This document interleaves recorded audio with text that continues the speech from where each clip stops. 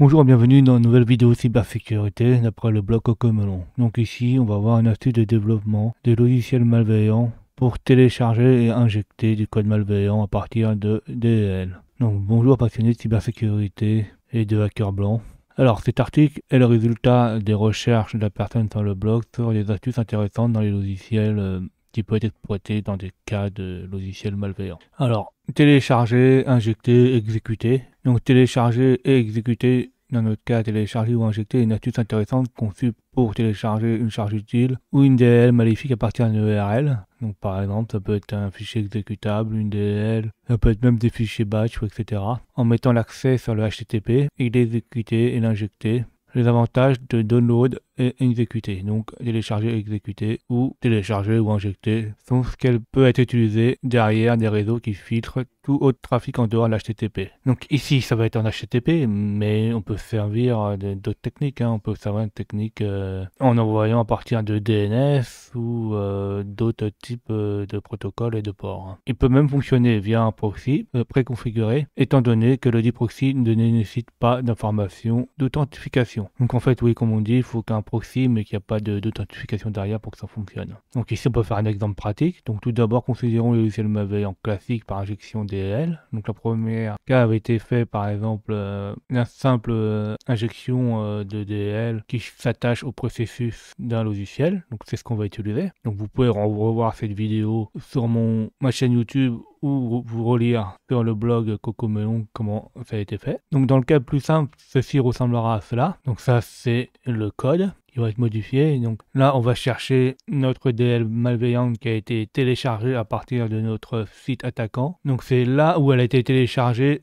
sur le site de la victime, EvilDL. Donc ça peut être aussi un autre répertoire, un répertoire où on peut écrire par exemple dans Windows temporaire, donc TEMP. Là, on récupère la taille plus 1, donc en fait c'est la mémoire. Donc là, il y a toutes les variables pour le handle, la création de thread et le buffer à distance. Donc au début, on récupère les modules du kernel 32, on prend la bonne librairie, donc l'adresse de l'autre librairie A. Là, on prend en paramètre, donc on exécute le PID du programme où on veut exécuter notre DL malveillante. Ça affiche la malveillante, ça ouvre le processus.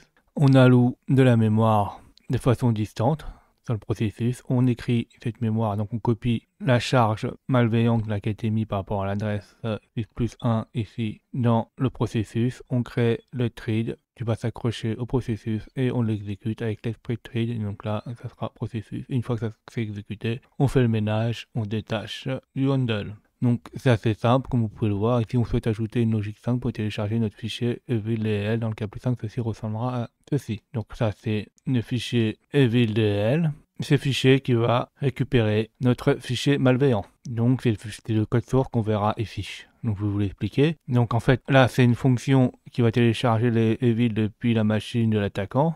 Donc ça c'est l'adresse IP à recevoir, mais dans le scénario réel, cela peut ressembler à evilmeo.com si vous souscrivez à un hébergeur d'adresse avec le bon port. Et ça sera enregistré dans un endroit où on va pouvoir l'écrire. Donc lui c'est dans ctemp.evil.dll, par exemple ça sera dans Windows tmp evil.dll, et ensuite il exécute le code de la fonction du code source complet. Donc il sera ici. Donc là le evil 1 ccp, bon j'ai pris hack, ça revient là. Donc là on charge les librairies, donc là, donc là la première chose qu'on va faire, donc c'est là où on va écrire notre fichier qu'on va récupérer, notre evil.dll. Donc ici on va écrire dans Windows tmp evil.dll. À partir de là on va télécharger depuis l'URL. Donc on ouvre une session protocole internet, donc protocole HTTP. On met un user agent qui est Mozilla 5.0, ça peut être n'importe quel user agent, on peut mettre par exemple Edge ou Apple, etc. comme vous voulez, ou même autre. Ici on ouvre le fichier à partir de ce protocole à la bonne adresse, donc 192.168.1.55, donc ça c'est l'adresse IP que vous devrez récupérer sur l'adresse attaquant. Donc par exemple chez nous, en tout cas chez moi, pour connaître l'adresse IP sur Linux, il faut faire un IPA et regarder par exemple, comme chez moi, là, la bonne carte réseau est récupérée par exemple le 192.168.1.55. Vous mettez le numéro de port que vous voulez utiliser. Ici, on a mis 4444 et on met le fichier evil.dl. Alors par contre, éviter de mettre un port qui est déjà utilisé. Par contre, si vous n'avez pas de serveur Apache ou etc. derrière, vous pouvez mettre 80 et ça va fonctionner, hein. Il va vous télécharger à partir de l'URL. Donc là, on configure les variables pour les fichiers, l'écriture, la lecture. Donc là, il va créer le fichier dans Windows TMP Evil, une fois qu'il a été téléchargé en mémoire. Donc en lecture, écriture et fichier partagé. Donc ça c'est toujours ouvert et attribut normal. Donc ça c'est les options de ce qu'on a le droit de faire. C'est les options de sécurité, par exemple, comme sur Linux, hein, donc que l'utilisateur a le droit de faire. Donc il aura le droit de l'avoir en lecture, écriture et partagé. Donc là, il configure les variables. À partir de là, on va faire une injection classique, hein, comme on a vu en haut. Donc il va charger les bonnes... à partir de canal 32, il va charger l'OAD Library A pour charger notre DLL. Là, on va récupérer le PID de notre victime à partir en argument quand on exécute le programme. Il vérifie s'il l'a trouvé ou pas. Donc s'il ne trouve pas, il marque un message d'erreur. Si il le trouve, il affiche son PID. Une fois qu'il a trouvé le PID et que la DL est chargée, il alloue sur un processus distant la mémoire qui permet d'exécuter notre code malveillant. Donc en mémoire réserve, même en mémoire commit, et surtout qu'il faut c'est exécute et en lecture et écriture. Si vous ne mettez pas ça, ça ne va pas fonctionner. Une fois que cette mémoire est allouée, il faut copier dans cette mémoire-là avec write process memory notre code de notre DL malveillant ici. Et après, il faut que notre process démarre dans un nouveau thread, donc il sera exécuté avec lp thread routine en créant ces threads. Donc ça va exécuter notre charge utile de notre DL et ça va à la fin, une fois que c'est fait, on fait le ménage avec close handle, donc on ferme le handle de façon propre et on quitte le programme avec return 0. Comme d'habitude, pour plus de simplicité, nous créons une DL qui fait simplement apparaître une boîte de messages, donc on va faire là. Donc on a notre code qui est là, qui fait juste la fête de DL là, malveillante. On va pas mettre quelque chose de malveillant, on va mettre juste un code pour la démonstration qui affiche une boîte de messages qui sera juste l'espèce de tête de chat là, avec en titre meo.from.evil.dll. Donc après que vous avez compris tout ce que je viens de dire, on peut le tester. Donc il faut compiler. Donc la première chose qu'on fait, c'est qu'on compile notre DL. Donc en mode partagé, shared et permissive, etc. Donc là, on a notre terminal, on a notre propre fichier code source, hein, fichier LSA, on voit bien. Donc on compile avec le cross-compilateur en 64 bits, et là normalement une fois que c'est compilé, on devrait avoir notre DL. Donc là on a bien notre Evil DL qui est apparu, qui a bien été compilé. On va faire la même chose avec notre injecteur là, qui va être exécuté sur la machine victime et qui va récupérer notre DL, la malveillante, à partir de notre machine malveillante et l'exécuter sur la machine cible. On le compile et là on voit qu'on a hack.exe qui est apparu. Avant de faire ceci là, pour que je puisse récupérer là, il faut mettre pour préparer un serveur web, hein, sinon on ne pourra pas le récupérer. Donc par contre ça dépend, des fois chez certaines personnes c'est Python, tu vois c'est Python 3, donc chez moi c'est Python M.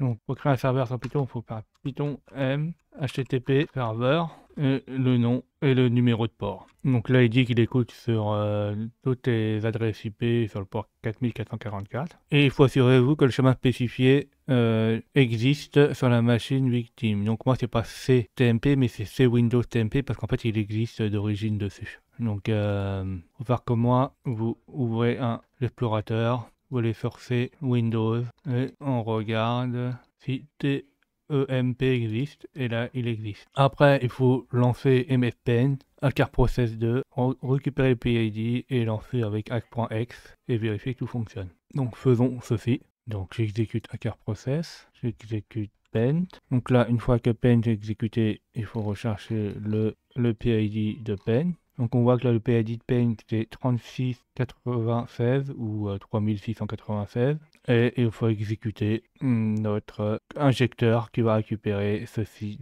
à partir de notre machine malveillante. Donc voyons, ça fonctionne. On ouvre un shell PowerShell. Donc là on a notre hack.exe et on met le PID de notre programme victime qui est 3696. Donc là il est exécuté, il a trouvé le bon PID et on regarde si à partir de la machine victime, si notre DL a bien été téléchargé. Donc, on regarde dans parot et là on voit qu'il y a quelque chose qui a récupéré à partir de l'HTTP protocole HTTP 1.1, notre fichier evil.dl. On regarde pent Et on regarde si Meu ou Meu from Evil.dl est bien là. Donc ça, elle est bien là, donc c'est bien exécuté. Et on vérifie aussi dans le fichier TMP, Windows TMP, si Evil.dl est là. Donc il a bien été là, donc ça a bien été téléchargé. Donc là, on voit que notre injecteur a bien récupéré notre fichier DL et il l'a bien chargé dans le processus Paint là, et il a exécuté notre charge utile là-dedans. Donc, exactement comme ici. Il a regardé aussi dans la mémoire s'il y avait des traces dedans. Donc nous, on peut essayer de voir si on voit ça. Alors, si vous voulez faire comme lui, vous cliquez deux fois sur MS Paint, dans Memory, dans DL. Donc là, il faut rechercher dans evil.dl, là, dans les tous les DL. Et dans l'un, par exemple, moi, c'est le quatrième, on voit bien Meo from Evil.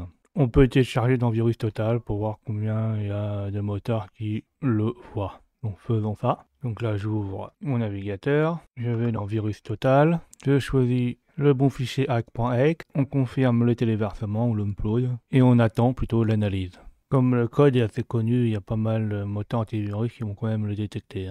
Donc ici, on a 14 moteurs antivirus qui le détectent sur 72. C'est un peu plus que lui. On en a 14. Mais il y avait moins de moteurs à l'époque, il y avait un peu plus de moteurs, et puis ils sont plus performants. Donc j'espère que ceci fera connaître aux équipes bleues cette technique intéressante, il ajoutera même à l'arsenal des équipes rouges. Donc ici on a vu pas mal de choses, et ça peut être appliqué de plein de façons différentes. Et surtout on peut mettre d'autres méthodes dedans, on peut chiffrer les protocoles de communication, l'injecteur, etc. Utiliser d'autres protocoles, faire des essais avec autre chose. Donc j'espère que vous avez appris plein de choses. N'hésitez pas à mettre des commentaires en retour, à mettre des pouces bleus, à vous abonner et à cliquer sur la cloche de notification pour être au courant des dernières vidéos qui sortent.